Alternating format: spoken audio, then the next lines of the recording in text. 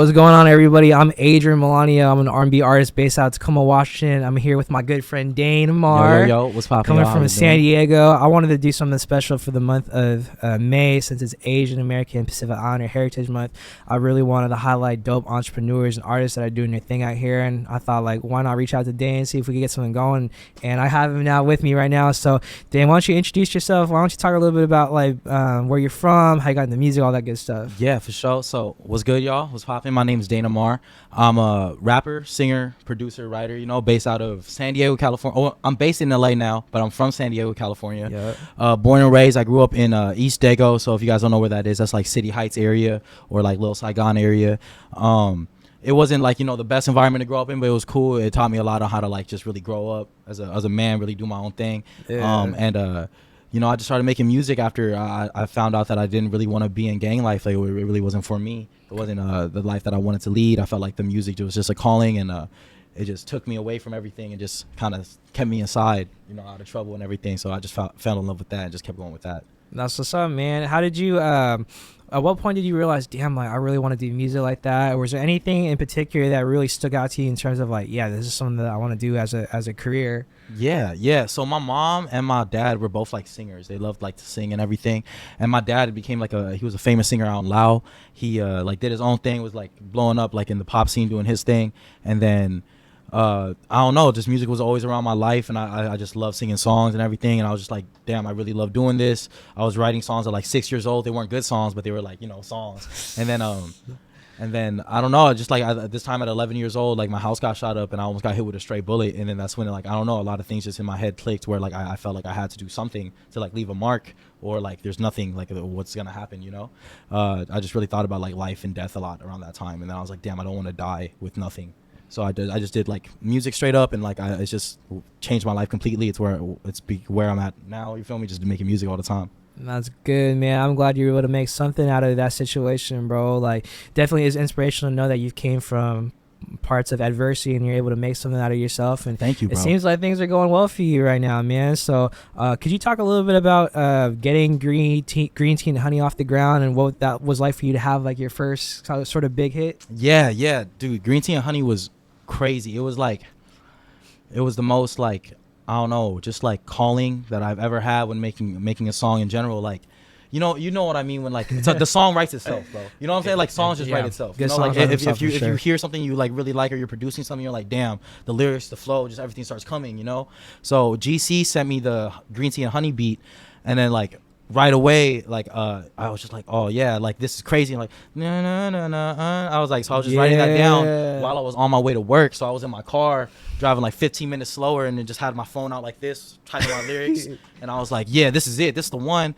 And then I recorded it during my lunch break in my car. Okay. Mixed and mastered it there, and I was just like, damn, this sounds so good, but I thought it was too soft. So I got some like homies' opinions, and like all of my homies were like, yeah, it's pretty soft, bro, but I think this is like one of your ones. Like, you need to drop this. And I was like, I don't know. And then things just happened, and then I don't know, in my life where I felt like things were just getting too much for me, I was like, I'm just gonna drop all the music I have. And Green Tea and Honey was just the one that came out first, and then things just changed completely. Like, life just changed all around. Man, and you did that completely independent? Completely independent. I'm so independent right now. Wow. What's it like being an independent artist, navigating all the things you have to do in terms of like making sure your production and your songs are good, and then handling the business and everything in between? It's a lot of work, for sure. If you're not your own engineer, if you're not your own, producer, you're not anything, I definitely recommend outsourcing it, because trying to learn this like all at once, you're gonna mess up. But that's cool. Like, it takes time. But if you're gonna take the L's and you're down to take the L's, then do it.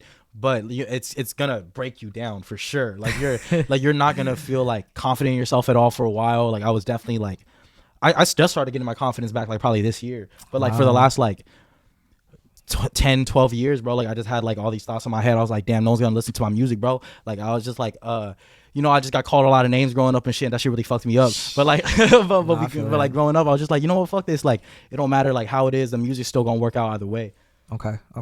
Did you have any mentors or heroes or musical inspirations that helped you kind of figure out your journey? Yeah, all my uncles are like my heroes, for sure, because I didn't really have my dad in my life. He like went out when I was younger, but my uncles are for sure a big inspiration for me. And like, when I was coming up and growing up in music, they like ingrained Nipsey Hussle in me. That's hard. Like right from Hustle in the House. They were like, you need to study him. Everything you want to do, be like Nipsey. And I was like listening to everything Nipsey. Nipsey interviews came out. I was about it. I was like big Nipsey fan since like 12 years old, bro. So like everything about him is like how I kind of gauge my career. And even though I am going in like a more pop lane, everything I'm doing is like consistency. The marathon continues. Like it's always in my head every day. Like I feel like every day I wake up to like a new Nipsey quote in my head. R.I.P. Nip, bro. R.I.P. Nip for real. The one thing I love about Nipsey Hussle is his determination to make sure entrepreneurship is important in front of his people. That he's able to take care of his community, and he's really about what he preaches about. So he's definitely a dope inspiration. In terms of being an Asian American, kind of like one of the things that I wanted to talk about for this month was Asian American representation. I feel like is at an all-time high in terms of like the movies that we get to do, the art that we get to create, the music that we get to hear from these artists. What is it like for you being an Asian American artist? Like talk about your background, being raised in an Asian household, and how that maybe affected your music, and what your career has been like as an Asian American artist. Yeah, nah, for real. So just like being an Asian American artist is like hard in itself, you know. Like I mean, you guys probably get it. I'm not sure if there's any other Asian American artists that feel this too, but I feel like people kind of overlook us. You feel me? Like they're not like oh, they're not that hard until like, you know, there's someone like a Stupid Young or an MB Nell that comes in, and then now it's like, oh, maybe we should give them a chance. Oh, for sure. You know, so it's like, I don't know. It's like there's a lot of different Asian representations out there, like Crazy Rich Asians. There's a Bling Empire. Yep. There's like there's hella stuff, but it's just like I'm not that kind of Asian. You know, like you know what I'm saying? Like I'm not like, yeah, I got these jewelry and stuff. But I didn't like grow up with hella money. You know, like, you know what I'm saying? Like, yeah, we were sleeping on the floor for a while. So it's just like I shared a living room. I shared the room with my grandpa until I was like 21. Okay. You feel me? So it's like, yeah, you know what I'm saying? Like we didn't really come up with too much. So it was just like I love the representation, and I love the fact that they are trying to show us more. Of course. Man. I just wish they would really show us more. You know what I'm saying? Like I want to like hear our stories and shit too. Of course, man. Do you ever get people that reach out to you that are Asian American or that really look up to you in your story and are like, I want to do music like you, or ask you advice for being a rapper, or just even trying to break through some of these barriers and that sort of thing? Yeah, bro. I feel like I get asked this all the time because people tell me that, like, you know, like I inspire them, and then like, you know, I feel like I'm breaking barriers, and honestly, that's like insane to me because I really don't feel like any different with 700,000 monthly listeners than I did with 2,000. You're just doing your thing, huh? I just feel like the same guy. I'm just doing my thing. I'm probably getting a little more confidence now. I have a little bit more money now, but like, it's like, it's cool. Like that's not the end all be all. You feel me? Like there's still so much I want to do with my life. If I have like any advice that I could give to anyone who wants to do this like professionally, full time, because like even when you're doing this full time, bro, like it's so like the money's not consistent. Money is never consistent. Labels are always going to play you. Numbers are always like inconsistent. Like you just have to be ready for anything to happen. And like you're the face, you're the business. Anything that you do is like, is going to come back to you. So you got to make sure that you do it right. And like I have anger issues. So there's some times where like I'll tweet some shit that like I shouldn't have tweeted. And then like it'll come back to me and bite my ass. You feel me? But it's cool. It is what it is. But honestly, man, everyone who wants to grind, like for real, just grind. Like I know that sounds more like simpler than you think, but like when Green Tea and Honey dropped, I wasn't like, oh, this song's blowing up, I'm gonna stop dropping music. I dropped a song every month that year, and none of the songs got as much love as Green Tea and Honey, but I still did it. For sure. Feel me? Yeah, like I think consistency is the biggest thing right now. Consistency with a good product, you feel me? And it doesn't have to be the best product, but it has to be you completely. For sure. Yeah.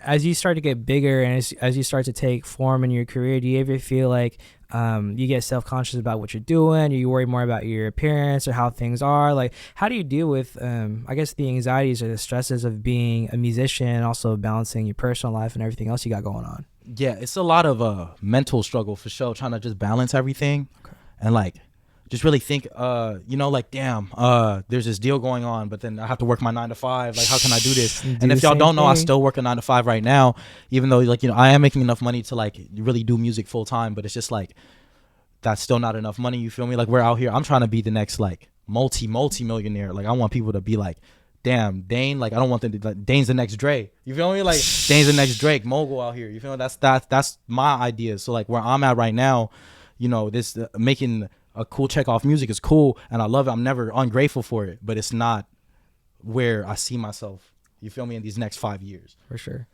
For sure. Is there anything in particular in the next 3 to 5 years that you want to do or that you have your eyes set on in terms of accomplishing, or anyone you want to work with? Yeah, like music wise, I want to work with a lot more people. I'm trying to work with I want to bring the city up for sure. Yep. So in San Diego, there's a big Mexican community. I'm trying to work with Little Weirdo. Super fun. He's so good. He just got out of jail. Shout out Little Weirdo. And then there's Memo the Mafioso. He goes crazy. I got this one track with this dude named Sethi Smack. He went kind of crazy on TikTok. He's like a hood dude out from San Diego too. He's a Samoan guy. That's so it's hard, it's bro. just a bunch of like different Shout stuff. out to my You feel me? Polynesian family, bro. You feel me? And it's just like, it's just stuff like that. I want to bring up the city, business wise. You feel me? Like I'm trying to think of other things. I want to start a trucking company. Trucking is a really big thing for me. I want to start a boba shop with my mom. We're trying to do the first drive-through boba shop in San Diego. Wow. I'm trying to do a barbershop with my cousin for sure. And then I really want to do the barbershop's going to be like barbershop and then clothing, and then hopefully have like a tattoo shop in the back. I have a lot of business ventures I want to try. But right now it's me focusing on the music, so that way I can get the capital to fund all these business things, because as much as I love making music, but like I said, I'm not down for inconsistency. So once I start making that bread income and the money starts fluctuating like a lot more nicely, then I'm gonna start putting a lot more time into music again. But I'm trying to like make all this money elsewhere, and that way I don't have to worry about shit else except music. I feel that. Sounds like you're multifaceted. You got the entrepreneurship going on, you got the music, you got all these different ventures that you're trying to do. Where did you learn how to kind of have your hand in the pot for all those things, or what were some of the things that you do to that you did to get better about learning business and music, or just in general? Man, like I said, Nipsey was one of my biggest influences, and just like in general, you know, Nipsey, he's always talking about ownership, you know, owning everything you do. I did this one line that Nipsey always says that like is always in my head when I wake up every morning. It's like, every few shows I just buy some more gold. You feel me? Yeah. He's like, and the circle got smaller, everybody can't go. And he just talks about how like, you know, they clown on me for like spending all this money on this gold, this jewelry, but watch the value of the dollar drop and gold explode. You feel me? So it's like just hearing things like that when I was like 15, I'm like, okay, so there's ways like I can invest the money now, and then like later on I'll go crazy. You feel me? Like I went into debt trying to make music. Like completely. I maxed out all my credit cards when I turned 18. I took out a $30,000 loan, spent it all on music gear with no way of paying it back. No way. And then like I was in debt. My credit went to shit for like 2 years, and Green Tea and Honey blew up, and I signed a deal with Create Music that gave me enough money to pay back all my debt, and then also fund a whole new album, and then like still keep a little bit for myself. Wow. So like, you know, it was just a big risk that I did not know if I was going to be able to pay back, but I just had a feeling that like something's going to happen. Sound like you bet on yourself and it paid off, man. You feel me? That's the goal. Yes, sir. In terms of the Asian American landscape with artists and kind of like the culture moving forward, where do you think Asian American artists in the next 3 to 5 years are going to be? And what are you most excited about in terms of seeing our culture move forward? You know, with the big occurrence of like BTS and like all of them, you know, like there's so much more Asian presence right now. Hell yeah. You know, so much. And I feel like there's so many types of artists that we're missing. And I feel like I'm gonna just say it straight out, bro. Like I'm Asian Drake. Like no matter what anyone says, once I get in the game, I'm not getting out the game. Like you're gonna have to kill me to get me out the game. Like once they finally open those doors and let this Asian artist in, you feel me? Like I'm gonna show y'all why y'all can't just let just slip an Asian artist slip by. You feel me? Like just because I'm Asian, but like my numbers are crazy. Like the talent's crazy. Like we're working hella hard. Like I know what this could be, what this is going to be. Sure. So we're just trying to work hella hard, bro. Like we need more staples in the game right now, and I feel like everyone I work with, or like everyone I talk to, you know, even if they're not the biggest artist, like I believe in everyone so much. Like even if it's not me, I know like there's someone watching right now who will get it, who will understand. Because like even if I'm not the one to break it, but I do feel I'm the one to break it. Even if I'm not it, I am the one who will inspire the one that will break it. You feel me? Like I really have that feeling. Like I just know there's just something in this road for me. Like this was all I was meant to do. So that's all I got to do. That energy is contagious, bro. I got a couple more questions for you, and I think we'll be good. For any, what advice would you have for any Asian Americans that are trying to overcome doubt, or maybe they're not feeling like they're not represented enough, or they're really trying to take that next step in terms of whatever business that they want to be in, or maybe they don't want to be a doctor or a nurse or a lawyer? What advice do you have for navigating the challenges of maybe meeting family pressure, obligation, and then also going out for your career and your creative, like what your heart truly desires? Yeah, that's always like the hardest thing, right? Because I feel like in Asian culture in general, like you're always pushed to do like other things, like nursing. You feel me? Like yeah, shout out to all the engineering. Filipinos. Yeah, shout out all the Filipinos. You feel me? Engineering, all that, and I totally get it. Like I understand it completely. You know, our parents just want us to be set up for life and like really have a good life. But it's like, it's not a good life if you're sad every day. And this was like a big thing that I had to bring up with my mom because when I was in college, before I dropped out, I've never been as depressed as I was. Like I was like, I'm not even going front, bro. I was thinking about crashing into a freeway divider every morning going to school just because I didn't want to go to school. And I was like, this is not it. I can't feel like this every day. So I had to that talk with my mom, and I was like, look, this isn't for me. You know, I need to do music full time. And like once she understood like my feelings and like how much it really like affected me, she was like, all right, I'll give you this year. You feel me? Like drop out of school this year, do what you got to do. That same year I made Green Tea and Honey. So it's like, it's just, you got to believe in yourself completely. Even if you're like, it's a big leap of faith, like for sure, just believe in yourself completely. Like even if it's blindly, no one else is there with you. Like the bottom is lonely, so the top gonna be lonely too. You just have to like, you feel me? Like you just have to feel it, believe in yourself completely, and just know that like you have that it factor. You know, like just really believe in yourself. I feel like the belief in yourself is just so much, and like it's hard to like break family barriers and tell them like, yo, you know, I can't do this. Like I just can't. But I think it's either that or just live a life you don't want to lead. Right.